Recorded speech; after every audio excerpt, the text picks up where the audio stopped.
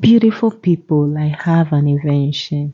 I have invented a delicacy and I'm going to call this Bankey. This is nothing new though, but then it is just a combination of kenkey and banku, sort of like a hybrid that I put together to sort of solve the problem that people have with plastics. We hear it all the time that it is not safe to put hot stuff in plastic. So I'm like, you know what? Let me give people alternatives, okay? So what I have here is corn dough and cassava dough. The corn dough is about 4 to 5 times more than the cassava dough. You can mix it the way you want it. So typically, banku, it's a mixture of fermented corn dough and fermented cassava dough. In some parts of the country, people use just corn dough. Now, my cassava dough, I made it at home. I made both the corn dough and cassava dough at home. And for the cassava dough, especially when you buy from the local market, it has some stem in it, so you may have to mix that and sieve it first. But because I made mine at home, I didn't sieve that. So kindly note that if you buy from the local market, you may have to sieve it. I mixed it with some water and then I added some salt. I am stirring this continuously and it will get to a point where all these little lumps that you are seeing are going to come together. It is very important that if you do not want lumps in your banku, you stir it continuously. So once it becomes very difficult for you to stir, that is the point where you start using your ladle or the stick that you use. The banku stick, we call it benkuta or kuchie in Dangbe.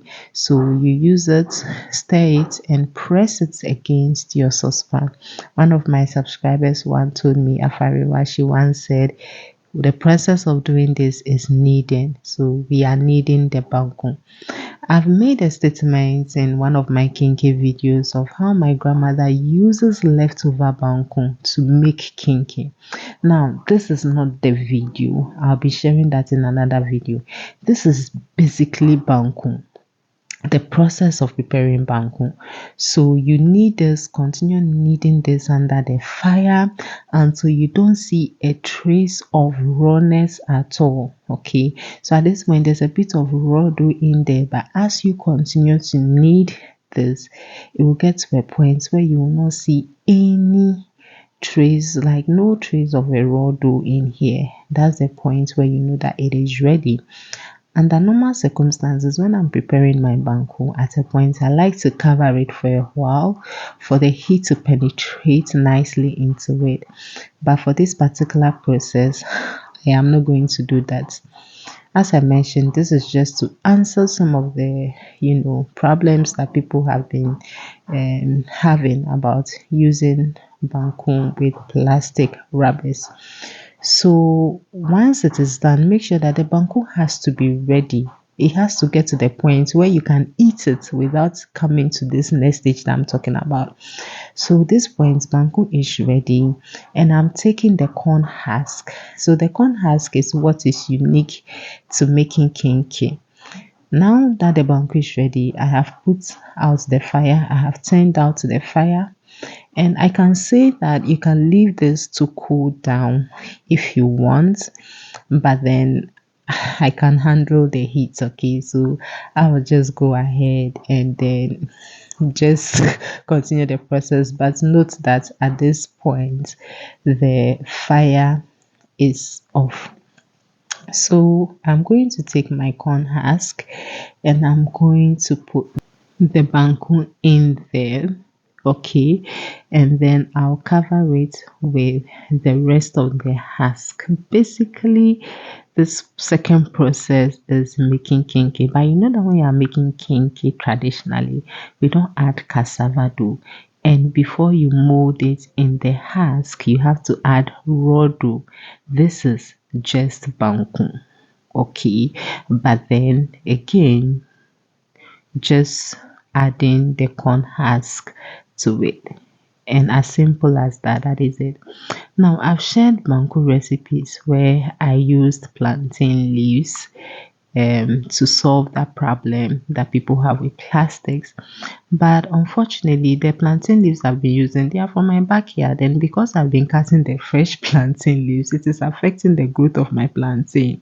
So I'm like, you know what? Why not try with the corn husk? And that is what inspired this recipe.